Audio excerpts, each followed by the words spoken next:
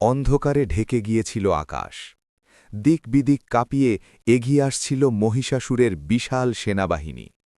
অসুর, দানব আর রাক্ষসদের গর্জনে পৃথিবী যেন ভয়ে স্তব্ধ। তাদের বিশ্বাস ছিল আজ দেবতাদের শক্তির অবসান হবে। ঠিক তখনই আকাশ ফেটে বেরিয়ে এলো এক মহাশক্তি। আগুন, আলো আর দেবশক্তি এক হয়ে আবির্ভূত হলেন মা দুর্গা। 10 হাতে 10 অস্ত্র, চোখে অগ্নিশিখা, সিংহের গর্জনে কেঁপে উঠল 3 লোক। মহিষাসুরের সেনা ঝাঁপিয়ে পড়ল।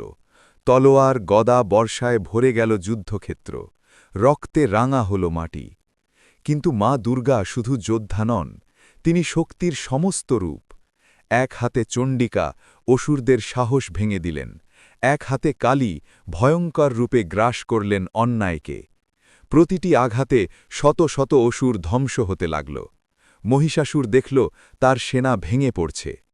ক্রোধে উন্মত্ত হয়ে সে নিজেই যুদ্ধে নামল। কখনো মহিষ, কখনো মানব, রূপ বদলে বদলে আঘাত করল। আকাশ গর্জে উঠল, পৃথিবী কাঁপতে লাগল। কিন্তু মা দুর্গা স্থির, চোখে একটাই সংকল্প, অন্যায়ের শেষ। শেষ মুহূর্তে ত্রিশূল উঁচু করে তিনি বললেন, শক্তি যদি অহংকারে ভরে যায় তবে তাকে থামাতেই হয়। এক প্রচণ্ড আঘাত, এক ভয়ঙ্কর চিৎকার, মহিষাসুর লুটিয়ে পড়ল। নীরব হয়ে গেল যুদ্ধক্ষেত্র। আকাশ পরিষ্কার হল, দেবতারা মাথা নত করলেন। কারণ এই যুদ্ধ ছিল শুধু অস্ত্রের নয়, ন্যায় বনাম অন্যায়ের।